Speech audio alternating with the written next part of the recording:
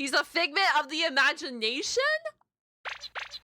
Hello, meow to YouTube. Welcome back to another video. My name is Saphwyn, the silly Nico VTuber, and today we are going to ruin Finding Nemo. How exciting. Are we excited to ruin Finding Nemo? Just keep swimming? Nah, we ain't swimming no more. Anyways, this is brought to you by Casual Geographic. He is linked down below, so if you want to go support his channel, link is in the description. And let's dive in and learn about some Finding Nemo, shall we? Remember that time Disney made a kids movie where a man's wife and children get violently ripped off the set? Alright, I don't even like it. I don't like it, no! And his only remaining son is left physically disabled, only for that same son to get kidnapped by a trafficker, and now the father has to travel hundreds of miles across predator. I don't like this context. I don't like when we actually break it down. I like the fish swimming in the ocean. When we start breaking it down, this shit is horrific. Populated hoods with only the help of a severely mentally handicapped woman. Yeah, Finding Nemo is crazy. I'm gonna destroy your favorite movie with science, and here's a challenge. Take a shot or a hit, because you know, 420. Every time a main character should have become a chalk outline. Your grandkids will be in AA at the end. So let's start. I was like, I don't think taking a shot is a good idea. Oh my gosh. The Barracuda clapping virtually Nemo's entire bloodline, and here's where we get our first problem. Barracuda don't eat clownfish or their eggs, but you know who do? Clownfish themselves. Clownfish have been known to spawn, kill, and eat their own eggs, so Nemo's mother would have been infinitely more of a threat to him than any barracuda. Okay, I don't know anything about clownfish, as you can see, but why are you creating eggs just to eat them? Is this like, what? Could have been. Now, to be fair, if you ask a clownfish how they like their eggs, they'd probably say unfertilized, because those and damaged ones are the ones they'd usually eat, i.e. the ones that wouldn't make it anyway. But that goes against my narrative, so I'm gonna disregard it. The other elephant to address is how clownfish breed. Clownfish are sequential hermaphrodites, where every clownfish is born a male, and the biggest, most him male will transition into a female when the opportunity arises. Such an opportunity would be if a hypothetical barracuda took the alpha female on a dinner date with Batman's parents. That void would get filled by the biggest male clownfish in the area, and his spot would get filled by the second biggest male, and the two would proceed to mate with each other. And since the only clownfish we see in the entire movie are father and son, I'll let you fill in those dots. Clownfish aren't the only fish that switch teams. The Asian sheep's head wrasse does the same, but in reverse. They go from female to male. Although with a face for radio, you will not see them on a movie poster. If Nemo and Marlin having to work— Bro, I think they deserve to be on the movie poster. Unironically, I think that they are actually cool looking. The big fish with the big head. I think he looks cool, okay?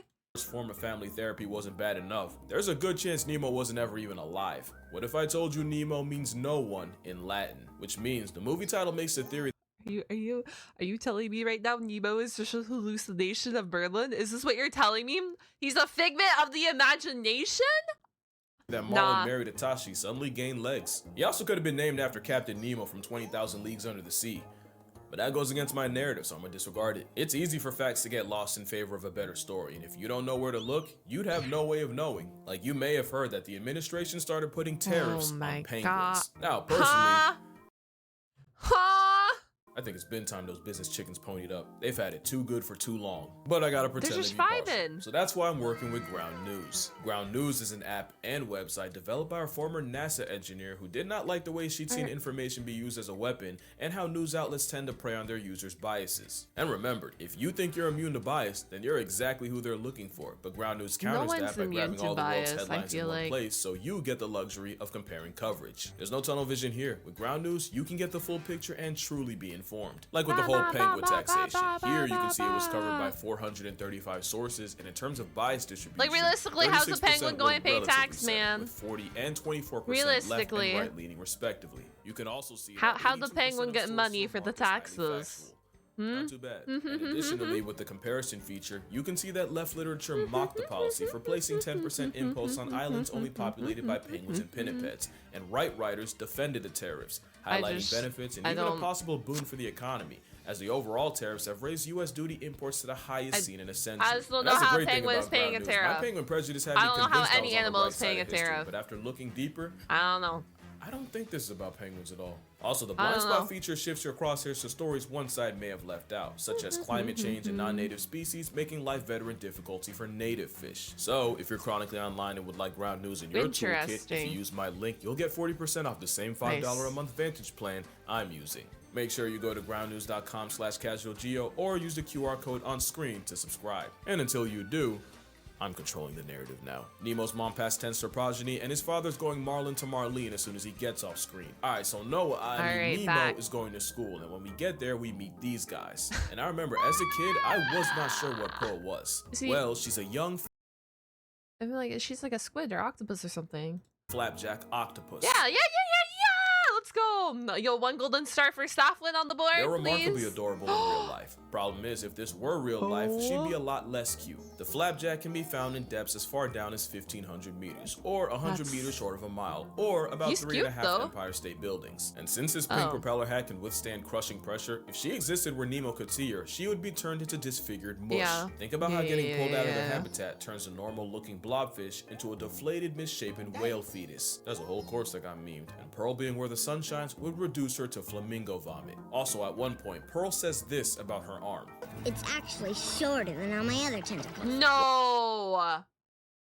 No, I know where this is going. No! Well, octopus usually have one shorter arm called the hectocotylus, and its job is to deliver baby batter directly to the female. And in some species, it detaches for the female to swim off with like a Costco coitus card. In fact, the bedroom arm...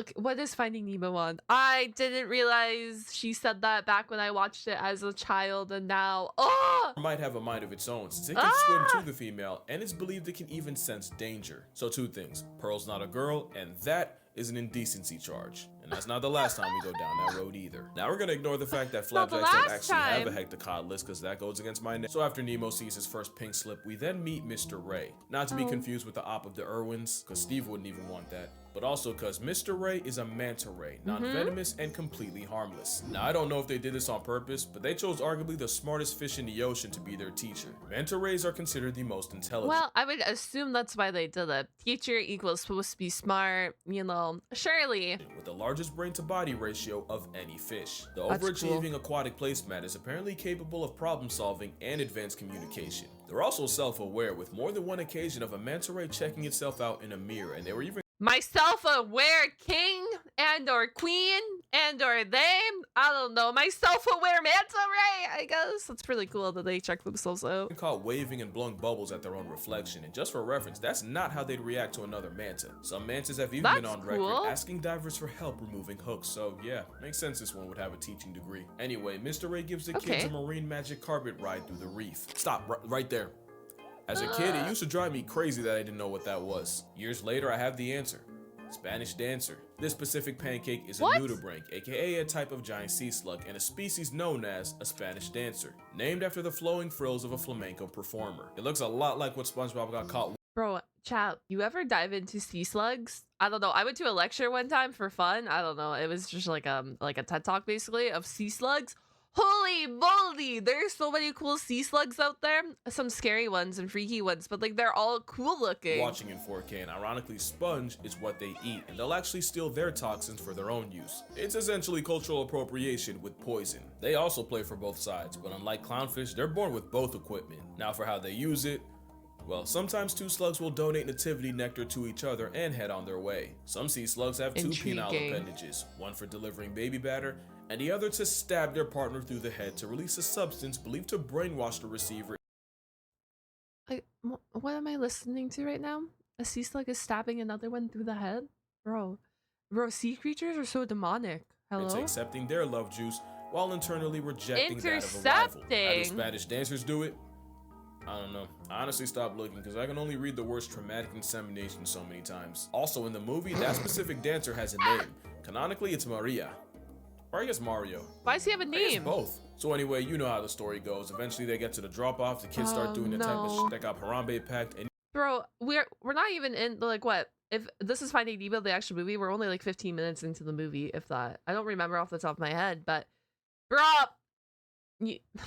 I'm not going to look at any other Disney movie and or Pixar movie the same, am I? Especially if it involves animals. It's so cooked. I'm cooked. Nemo decides he really wants to live up to his name and gets himself kidnapped. His father tries to save him, but gets flashbanged by a camera. And yeah, that's accurate. A camera flash might not kill a fish, but it's severely disorienting and like a forced factory reset. That's why they say no flash photos in an aquarium. One time a tuna mistook a flash for a fish and proceeded to one-shot itself into the glass in front of several children. So I take it back. I guess it could have murked Marlin if it made him split his skull on a piece of coral. A little while after that, we get to Dory. She's a regal blue tang and a species of surgeonfish that gained a lot of clout from the movie. She's also venomous with a caudal spine that extends whenever the fish is stressed, meaning Dory has a built-in prison shiv. Not only can it cause severe pain and deep cuts, you're also liable to catch a nasty bacterial infection. That's why they're called surgeonfish. That makes sense. They will cut you. Dory would also conceal carry a toxin called ciguatera, and poisoning can lead to migraines, trouble breathing, and hallucinations. So yeah, the beloved Disney character can be a real headache to deal with in real life, although to be fair, I've heard the same said about her voice actor. Not long after that, we meet Bruce. That burn. Considering he expeditiously kidnaps and essentially escorts them to an underwater white van, you might just be a predator in every sense. But when we see all three sharks, they swear by vegetarianism. We also see this guy. Remember him, he's gonna be important. Now there actually are vegetarian sharks. More than half of the bonnethead shark's diet is seagrass. And turns out whale sharks eat a massive amount of green. But considering we're talking about a great white, a hammerhead, and a mako, the only thing saving that's like a power combo right there. A power trio, if you might. A clownfish and a blue tang is they're technically too small to even be worth the effort. Also, when Jaws cries about never knowing his father, it's because many sharks exhibit multiple paternity, where one litter can have several fathers. Shark mommy's womb is like a baby batter booyah, where paternity is like a lottery.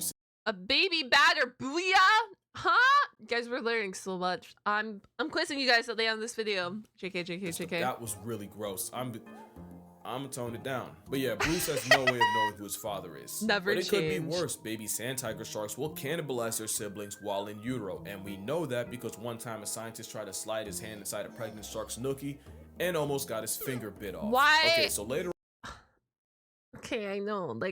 I studied science too, and I know the curiosity factor is there. But why would you put your hand in one? Is all I gotta say. I know, like, for science, but sometimes I feel like we go too far for science, you know? Later on, Marlin and Dory decide to dive into God's blind spot. Now, ignoring the fact that the pressure should have popped their eyes out and pushed their organs out of their mouths, they nearly get sent to a Tupac concert by...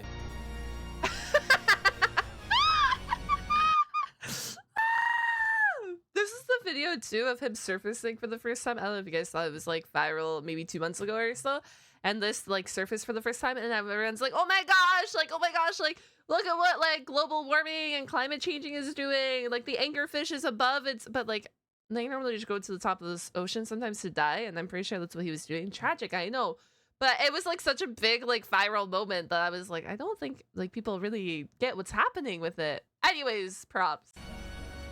I like how he included it in this video. Iconic. Anglerfish. Now, fun fact, if you watch the credits, that anglerfish lives a vorophilic wet dream when it gets swallowed by the little anxiety guppy from earlier. Funny thing is, it'd be the other way around. Anglerfish can distend their jaws and stomach and swallow prey physically bigger than they are. They extend so far that it inspired one man to pleasure himself with a dead angler. No.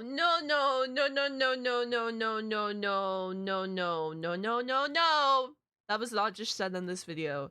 That was not just said. This is not happening. This did not happen.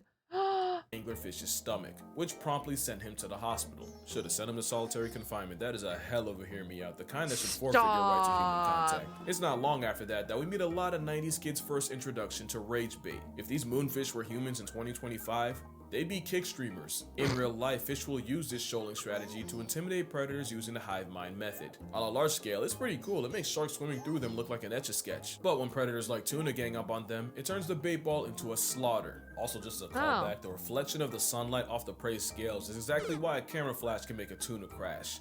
Out, that is. Now let's talk about Nemo, because Buddy would have really become a no one before he ever saw his dad. Let me tell you about osmosis. Bro, I kind of, it seems like he's only touching upon Finding Nemo, which is fantastic. Like, I respect it. I kind of want to see like a Finding Dory with science because I can, because this is really interesting, and that'd be cool to see like another one. No. So diffusion just means molecules will move from one area of high concentration to low concentration, and osmosis is that, but for water. Stay with me now. Holy shit, I feel like I'm back in biology class. Oh my gosh. Oh my gosh. The saltwater fish, Nemo would normally have a higher concentration of water inside him than outside, so high to low, water would leave him like his mother left the mortal plane. To avoid meeting her, Nemo would have to take in water while his kidneys work to pump the salt out. But put him in fresh water and the opposite happens. Now the concentration of water would be higher outside Nemo than inside, so high to low, Nemo would get internally waterboarded. So Nemo being flushed in a freshwater sewage plant means he would not make the sequel, as his cells would swell and rupture, and he'd get packed up by water poisoning. Also, fun fact, one line in this movie led to the deaths of thousands. Wanna guess what it was? All drains lead to the ocean. Oh. Yo, you remember when everyone thinks this fish is hot as fuck? No one thinks that. Just me? No, kidding. I'm sorry. Just like that, Disney sent countless amounts of pet fish to the gulag at the hands of dumbass little kids. And if I had fish at the time, yes, they did. I would have been one of them. It also inspired children to set kids their watch this movie and then they're like, oh shoot, if I put my fish in the toilet, he will end up in the ocean. I'm pretty sure that's what like every single kid did. Not every single kid, but a lot of kids probably had that. Same with goldfish. People putting goldfish in ponds, like, bruh, we need to stop putting goldfish in ponds. Like, just find someone else to take care of your goldfish or something. You're ruining the ecosystems when you put a goldfish in a pond, dog. Unless if your pond is set up only for the goldfish. If it's like a personal pond, then like you do you. It's personal. Fish free in the wild. Giant Goliath goldfish is why you do not do that. It's a bug-eyed invasive that's basically a nuke to the natural habitat. Now, I'm not blaming the movie for this, but their hands aren't clean. The irony is a movie about letting fish be turned a lot of wild fish into pets and a lot of pet fish into the wild. Yes, they did. Anyway, back to the father. Eventually, they both get taken by a whale. And oh boy, there is a lot to unpack here.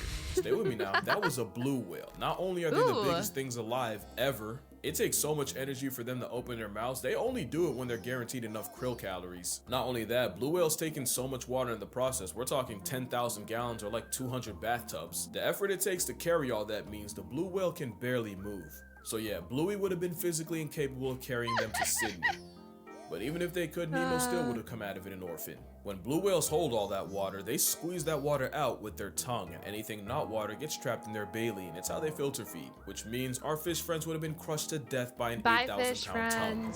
That's the weight of an elephant. Also, it would have been physically impossible for the whale to shoot them off at Sydney, since the blue whale's mouth does not connect to its blowhole. Also, whales don't shoot water out of their blowholes. It's really just warm whale lung air meeting cool outside sea. Bro, well, I feel like I don't know. I feel like a lot of people aren't whale experts, and that's a-okay. But I feel like a lot of people like think it's water coming out of their blowhole, and they don't actually know what the blowhole is used for, and they don't actually know that's how the whale breathes. Like, I feel like people just think the whale can breathe underwater, like in the water. And I mean, like, you can think what you want to think, especially if you never dove into like science behind whales and or like any zoology field or anything. So I feel like a lot of people just have that feeling when it comes to whales.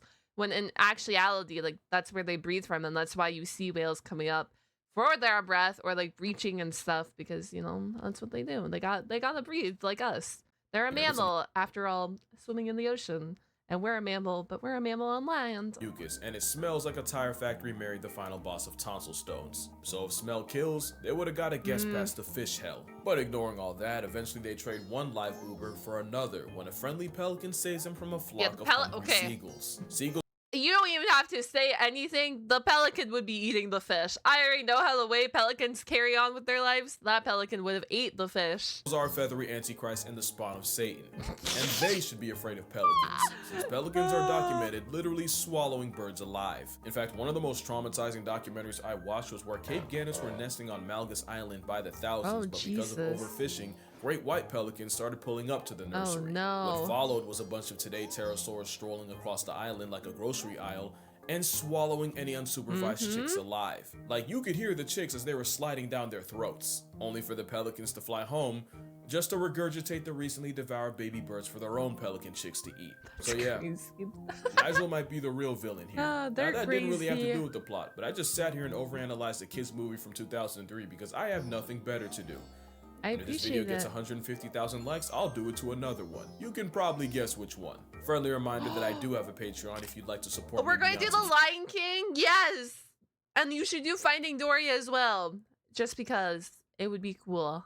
subscribing. But as always, in this economy, don't spend a check on a creator that, let's be honest, really doesn't need it. Only if you want to like buy me lunch or something. Also, I have a book. You should read it. Link also in the description. You have a book? That's gonna do it. Drink water, hug your mother. Maybe I should read it. I love reading. That's for real a problem. My condolences to your childhood. I will be doing it again. But until then, I'm gonna see y'all in the next one. That was actually fantastic. I love that. I hope you guys love that. Let me go big. Hold on. I tried my best, so that's all that matters, right? Anyways, I love this Finding Nemo video. I love how he ruined Finding Nemo. Clownfish eating their eggs, which kind of makes sense because it converges, like, they don't have to waste as much energy protecting their eggs if they're eating all the broken ones and damaged ones. So, like, I guess that makes sense. The whale, yeah, a blue whale ain't your, if you get swallowed by a blue whale, bye-bye. Bye-bye. Bye-bye. Same with the pelican. Pelican's gonna be eating him. Can we just say an RIP to all the fish that didn't make it? Because they all went down the toilet, quote unquote, to the ocean due to Finding Nemo. That's so sad, but that's so true. Anyways, thank you guys for hanging out with me. I really do appreciate it. If you made it all the way through this and all the way through my yapping, comment down a fish emoji. Let's do a fish emoji. That'd be cool, right? A fishy, fishy, fishy. Any fish emoji will do. It just shows that you watched the whole video and the appreciation. As always, though, I do have other channels. If you guys didn't know, I have a gaming channel and I have a reaction anime channel where we like literally watch and react to anime. And then I have an ASMR roleplay channel. They're all linked down below. So if you want to check out any of those channels, they are all down there. And I will catch you guys all on the flip side here on the main channel. Have a fantastic day. Goodbye, goodbye. See you later, alligators.